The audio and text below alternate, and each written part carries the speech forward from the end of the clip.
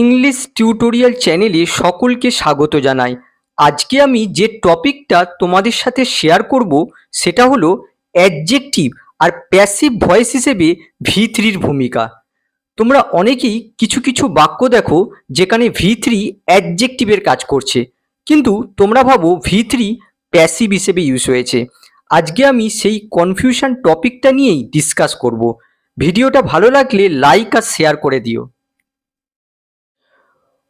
প্রথমে আমরা দেখব ভার্বের V3 ফর্ম ইংরেজিতে কি কি ভূমিকা পালন করে। এই V3 ফর্ম হচ্ছে ভার্বের past participle form. V3 form মোট 4টে ভূমিকা পালন করে। কি কি? এই V3 ফর্ম পারফেক্ট টেন্সের অংশ হিসেবে ইউজ হতে পারে, আবার V3 ফর্ম প্যাসিভ ভয়েসের অংশ হিসেবে ইউজ হয়, V3 ফর্ম অ্যাডজেক্টিভ হিসেবে ইউজ হয়, আর V3 ফর্ম রিডিউসড ক্লজ হিসেবে ইউজ হয়। এখান থেকে একটা বিষয় ক্লিয়ার, পাস্ট পার্টিসিপল মানেই কিন্তু অ্যাডজেক্টিভ নয়। V3 যেমন একদিকে পারফেক্ট টেন্সের অংশ হিসেবে ইউজ হয়, অন্যদিকে প্যাসিভ ভয়েসের অংশ হিসেবে ইউজ হয়, আবার অ্যাডজেক্টিভ হিসেবে ইউজ হয়, আবার রিডিউসড ক্লজের অংশ হিসেবে ইউজ হয়। এবার দেখো ভার্বের V3 ফর্ম যেগুলো অ্যাডজেক্টিভের কাজ করে কি কি? Married, divorced, tired, board, interested, satisfied, disappointed, worried, surprised, frightened, confused, finished, gone, closed, broken, damaged, lost, gone, forbidden or prohibited.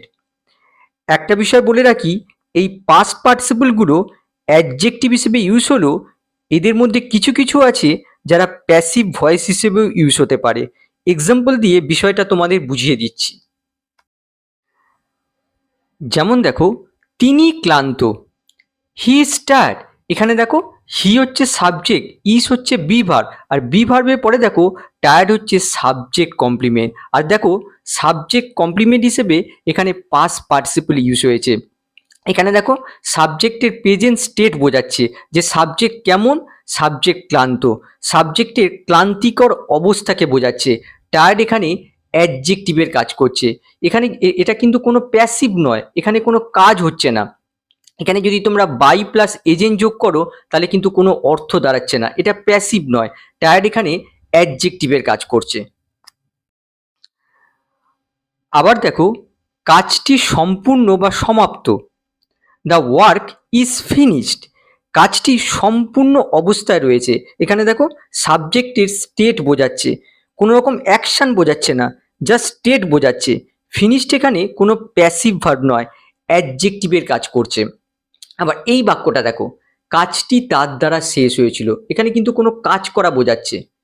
The work was finished by him. দেখো কাজটা কারো দ্বারা শেষ হয়েছে, কোনো কাজ করা বোঝাচ্ছে, অ্যাকশন বোঝাচ্ছে। এখানে ফিনিশড প্যাসিভ ভার্ব হিসেবে ইউজ হয়েছে। আর একটা এরকম বাক্য দেখো, বস দেখে ফেললে তুমি শেষ। If the boss sees you, you are finished. এখানে দেখো ইউ সাবজেক্টের স্টেট বা অবস্থা বোঝাচ্ছে, যে সাবজেক্ট কেমন, সাবজেক্ট শেষ, সাবজেক্টের স্টেট বোঝাচ্ছে। ফিনিশড হচ্ছে পাস্ট পার্টিসিপল, যেটা এখানে অ্যাডজেক্টিভের কাজ করছে। 3 নম্বর দেখো, তারা ছিল বিভ্রান্ত, দে ওয়ার কনফিউজ। সাবজেক্টের অবস্থা বা অনুভূতি বোঝাচ্ছে। সাবজেক্ট কেমন, সাবজেক্ট বিভ্রান্ত। কনফিউজড গঠনগতভাবে পাস্ট পার্টিসিপল হলেও অ্যাডজেক্টিভের কাজ করছে। আবার এই বাক্যটা দেখো, তারা তার ব্যবহারের দ্বারা বিভ্রান্ত ছিল। They were confused by his behaviour. তার মানে তার ব্যবহার তাদের বিভ্রান্ত করেছিল। এখানে কনফিউজড হলো পাস্ট পার্টিসিপল, যেটা প্যাসিভ ভার্ব হিসেবে ইউজ হয়েছে। নেক্সট দেখো, সে তার জবাবে সন্তুষ্ট। She is satisfied with his response. এখানে দেখো স্যাটিসফাইডের সাথে উইথ হচ্ছে প্রিপোজিশন, আর হিজ রেসপন্স এই অংশটুকু হচ্ছে নাউন ফ্রেজ, এই প্রিপোজিশনের অবজেক্ট হিসেবে ইউজ হয়েছে। এই প্রিপোজিশন আর প্রিপোজিশনের অবজেক্ট মিলে প্রিপোজিশনাল ফ্রেজ তৈরি করেছে। আর এখানে দেখো এই স্যাটিসফাইড সাবজেক্টের স্টেট বা অবস্থা বোঝাচ্ছে। সাবজেক্ট কেমন, সাবজেক্ট সন্তুষ্ট। স্যাটিসফাইড এখানে অ্যাডজেক্টিভের কাজ করছে। আবার এই বাক্যটা দেখো, সে তার জবাবের দ্বারা সন্তুষ্ট হয়েছিল। She was satisfied by his response. এখানে দেখো বাই হচ্ছে প্রিপোজিশন, আর প্রিপোজিশনের অবজেক্ট হিসেবে হিস রেসপন্স হচ্ছে নাউন ফ্রেজ। এই পুরো অংশটা প্রিপোজিশনাল ফ্রেজ। এখানে কি বোঝাচ্ছে? কোনো কিছু করার দ্বারা কাজের ফলাফল বোঝাচ্ছে, অর্থাৎ তার জবাব তাকে সন্তুষ্ট করেছিল। এখানে স্যাটিসফাইড প্যাসিভ ভার্ব হিসেবে ইউজ হয়েছে। 5 নম্বর দেখো, কাগজটা ছেঁড়া। The paper is torn. Torn হচ্ছে পাস্ট পার্টিসিপল ফর্ম, যেটা সাবজেক্টের স্টেট বোঝাচ্ছে। কাগজটা ছেঁড়া অবস্থায় রয়েছে, তাই এখানে টর্ন হচ্ছে অ্যাডজেক্টিভ। আবার এই বাক্যটা দেখো, মারামারি করার সময় তার জামাটা ছিঁড়ে গিয়েছিল। His shirt was torn during the fight. এখানে দেখো অ্যাকশন হ্যাপেন, কোনো অ্যাকশন ঘটেছে, যার জন্য টর্ন এখানে সাবজেক্টের স্টেট বা অবস্থাকে বোঝাচ্ছে না। টর্ন এখানে প্যাসিভ ভার্ব হিসেবে ইউজ হয়েছে। 6 নম্বর দেখো, জানলাটি ভাঙা। The window is broken. জানলাটা ভাঙা অবস্থায় রয়েছে। এখানে কোনো অ্যাকশন বোঝাচ্ছে না, জাস্ট সাবজেক্ট কি অবস্থায় রয়েছে সেটা ডেসক্রাইব করছে, যার জন্য ব্রোকেন এখানে অ্যাডজেক্টিভের কাজ করছে। এটা কোনো প্যাসিভ সেন্টেন্স নয়। আবার এই বাক্যটা দেখো, ছেলেটার দ্বারা জানলা ভেঙে গিয়েছিল। The window was broken by the boy. এখানে দেখো কারো দ্বারা কাজটা ঘটেছে, কোনো অ্যাকশন হয়েছে, যার জন্য ব্রোকেন হলো প্যাসিভ ভার্ব। এটা হচ্ছে প্যাসিভ সেন্টেন্স। 7 নম্বর দেখো, ওর জন্য অপেক্ষা করো না, ও নেই। Don't wait for him, he is gone. এখানে দেখো গন হচ্ছে পাস্ট পার্টিসিপল, বি ভার্বের পরে বসেছে, আর এখানে গনের অর্থ হচ্ছে অ্যাবসেন্ট। তার এখানে অনুপস্থিতির কথা বলা হয়েছে। সাবজেক্টের স্টেট অফ অ্যাবসেন্সকে ইম্পর্ট্যান্স দেওয়া হচ্ছে, যার জন্য গন এই বি ভার্বের পরে বসলো। এটা কোনো প্যাসিভ ভার্ব নয়, গন এখানে অ্যাডজেক্টিভের কাজ করছে। আবার এই বাক্যটা দেখো, আমি সব জায়গায় খুঁজেছি, চাবিগুলো উধাও। I have search everywhere, the keys are gone. একইভাবে দেখো গন এখানে স্টেট অফ অ্যাবসেন্সকে বোঝাচ্ছে, অ্যাডজেক্টিভের কাজ করছে, চাবিগুলোর অবস্থা বোঝাচ্ছে। এই বাক্যটা দেখো, সে স্কুলে চলে গেছে, তার মানে সম্প্রতি কাজটা হয়ে গেছে। এখানে আমাদের প্রেজেন্ট পারফেক্ট ইউজ করতে হবে। He has gone to school. এখানে দেখো সাবজেক্ট কোনো কাজ করেছে, কোনো অ্যাকশন হয়েছে। গন পাস্ট পার্টিসিপল হলেও প্রেজেন্ট পারফেক্টের পার্ট হিসেবে ইউজ হয়েছে। সাবজেক্টের কোনো স্টেটকে এখানে ডেসক্রাইব করা হচ্ছে না।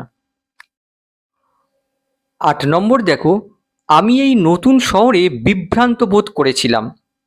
I fail lost in this new city.